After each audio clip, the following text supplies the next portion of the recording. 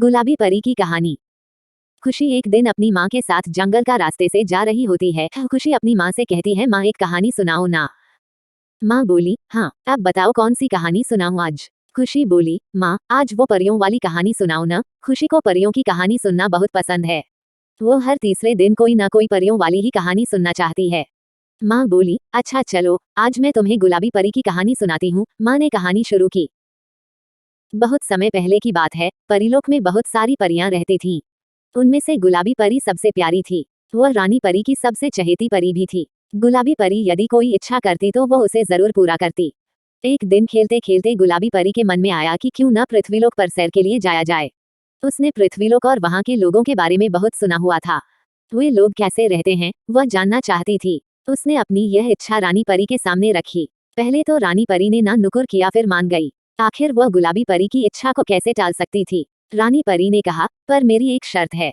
पृथ्वीलोक पर तुम सिर्फ रात में ही जा सकती हो और सूरज की पहली किरण निकलने से पहले ही तुम्हें वापस आना होगा। सूरज की किरणें तुम्हारे ऊपर नहीं पड़नी चाहिए, नहीं तो तुम्हारे पंख पिघल जाएंगे और तुम वापस नहीं आ पाओगी। तुम्हें हमेशा के लिए मनुष्यों के साथ रहना पड़ेगा। गुलाबी परी ने जल्दी से कहा, ठीक है।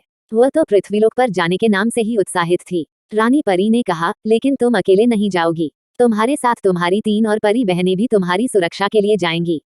सब्ज परी, नील परी और लाल परी। गुलाबी परी और भी खुश हो गई। ये सब तो मेरी सहेलियां हैं। अब तो और भी मजा आएगा। हम सब वहां जाकर मजे करेंगे, किसी बाग में खेलेंगे और नृत्य करेंगे।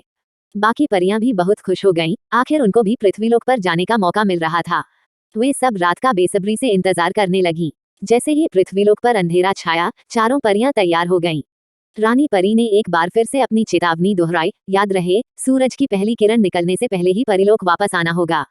फिर रानी माँ ने सभी परियों को आंखें बंद करने को कहा। थोड़ी देर बाद जब चारों परियों ने आंखें खोली तो वे सब एक हरे भरे बाग में थीं। चारों तरफ सुंदर सुंदर फूल खिले हुए थे। तितलियां फूलों पर मंडरा रही थीं। हवा में ठंडक थी। उन परियों को ये हरियाली इतनी अच्छी लगी कि उन्होंने नाचना शुरू कर दिया।